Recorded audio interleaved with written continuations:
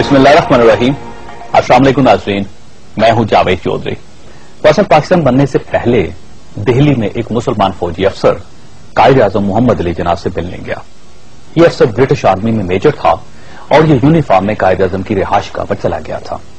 कायदे आजम उससे मिले जरूर, लेकिन उन्होंने अफसर से कहा, नौजवान आप फौज के सीनियर अफसर हैं, आप अगर खुद ही डिसिप्लिन की पाबंदी नहीं करेंगे तो आप अपने जवानों से इसकी कैसे तवक्को करेंगे। फौजी अफसर ने आजी सर्च किया, जनाब मैं आपकी बात नहीं समझा। कायदे आजम ने फरमाया, ब्रिटिश आर्मी के रूल्स के मुताबिक आप यूनिफॉर्म में किसी सिविलियन से मुलाकात नहीं कर सकते, जबकि आप यूनिफॉर्म में मेरे पास तशरीफ ले आए हैं। फौजी अफसर ने फौरन माजरत कर ली।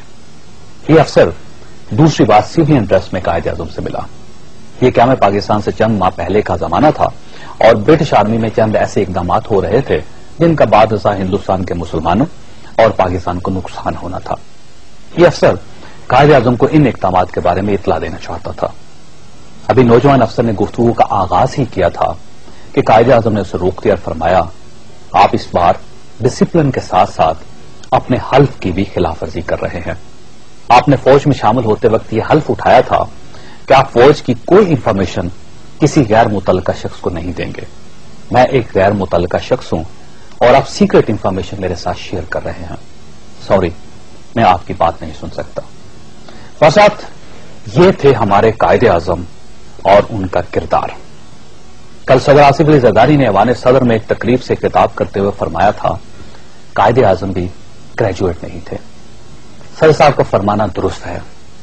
वाकई कायदे आजम ने ग्रेजुएशन नहीं की थी, लेकिन कायदे आजम ने जिंदगी में कभी झूठ भी नहीं बोला था। वो करप्शन के मुकदमों में जेल भी नहीं गए थे। उन्होंने महल भी नहीं खरीदा था।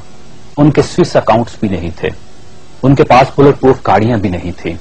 वो 30-30 गाड़ियों के काफले में सफर भी नहीं करते थे। उनके ईवान सदारत का बजट भी 1.5 अरब रुपए नहीं था। वो 50-50 लोगों के साथ गैर मुल्की दौरों पर भी नहीं जाते थे। उन्होंने कभी जजों को धमकियां भी नहीं दी थी। उन्होंने अदालतों के फैसलों से इंकार भी नहीं किया था। वो जाती अखराजात का बोझ भी मुल्की खजाने पर नहीं डालते थे। उनका दुबई, जद्दा, लंदन या न्यूयॉर्क में कोई घर भी नहीं था। वो वसीयत के जरिए ऑल इंडिया मुस्लिम लीग के सरबराह भी मुंतखब नहीं हुए थे और उन्होंने मरने से पहले अपनी बहन फातिमा जना या अपनी साहबजादी दीना जना को अपनी पार्टी का सरबराह भी नहीं बनाया था। उन्होंने कभी मेरिट की खिलाफ वर्जी भी नहीं की थी। उन्होंने कभी सिफारिश भी नहीं की थी। वो गवर्नर जनरल बनने के बाद पार्टी सरबराह भी नहीं रहे थे। उन्होंने जिंदगी में कोई असूल, कोई वादा भी नहीं तोड़ा था। उन्होंने अपने पास कोई इंडेमनिटी भी नहीं रखी थी। वो कभी किसी ओबामा, किसी गॉर्डन ब्राउन के सामने झुके भी नहीं थे। उन्होंने कभी किसी एनआरओ से फायदा नहीं उठाया था। उन्होंने किसी शुगर मिल और किसी फाउंड्री के लिए कर्जा नहीं लिया था। उन्होंने किसी डिक्टेटर को गार्ड ऑफ ऑनर नहीं दिया था। उन्होंने कभी वकला में रकमें तकसीम करने के लिए प्यारे चार्टर नहीं किए थे।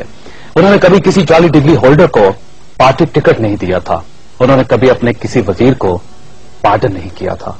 उन्होंने कभी कैरी लुगर बिल कबूल नहीं किया था और उन्होंने कभी अपने साथियों के करप्शन पर आंखें बंद नहीं की थी। नाज़रीन, हम कितने अजीब लोग हैं कि हमें कायदे आजम की पूरी शख्सियत में सिर्फ ये दिखाई दिया कि वो ग्रेजुएट नहीं है। क्या उनकी जात में इसके अलावा कुछ नहीं था? अगर था तो हमने आज तक उस पर अमल दरामद क्यों नहीं किया? अगर आपने हजूर कायदे आजम की जात पर ही अमल करना है तो कायदे आजम की जात ग्रेजुएशन से नहीं बल्कि सच, असूल और इंसाफ से शुरू होती है। आप कायदे आजम को वहां से शुरू करें। उनकी ग्रेजुएशन को हुकूमत की नालायकी का जवाब ना बनाएं।